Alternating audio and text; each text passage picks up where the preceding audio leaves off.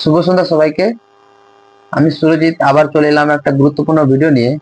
অনেকের ক্ষেত্রে দেখা যায় হালকা একটু টাচ করলে বা কোথাও চোট লাগলে কালশিটে পড়ে যায় ও রেডনেস হয়ে যায়, ছোট ছোট গুটি গুটি দানার মতো হয়ে রেডনেস হয়ে যায়।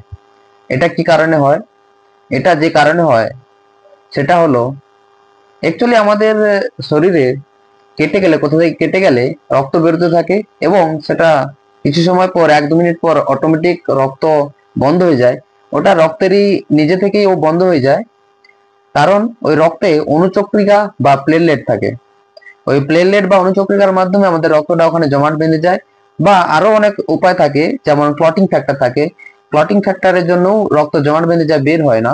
এবার কারোর যদি ওই প্লেটলেট, অণুচক্রিকা বা ক্লটিং ফ্যাক্টরের গন্ডগোল থাকে, তাদের ক্ষেত্রে কি হয়, আপনি যদি একটু তার শরীরে টাচও করেন, সেখানে কালশিটে হয়ে যাবে এবং ওই রক্তটা বেরোতে থাকে। অ্যাকচুয়ালি চামড়াটা তো, স্কিনটা তো কাটে না, তাই জন্য ওটা গুটি গুটি রেডনেস এর মতো দেখায় বা কালশিটে পড়ে যায়। ওদের রক্তটা জমাট বাঁধতে খুবই অসুবিধা হয়, খুবই প্রবলেম হয়। তো এরকম যদি দেখে থাকেন, অবশ্যই কোনো জেনারেল মেডিসিন ডক্টর বা হেমাটোলজিস্টকে দেখাতে পারেন। ওনারা আপনার অবশ্যই সাহায্য করবেন। এইরকম গুরুত্বপূর্ণ নতুন নতুন তথ্য জানতে অবশ্যই সুরজিৎকে ফলো করুন। সবাই ভালো থাকুন, সুস্থ থাকুন। আবার দেখা হবে পরের ভিডিওতে।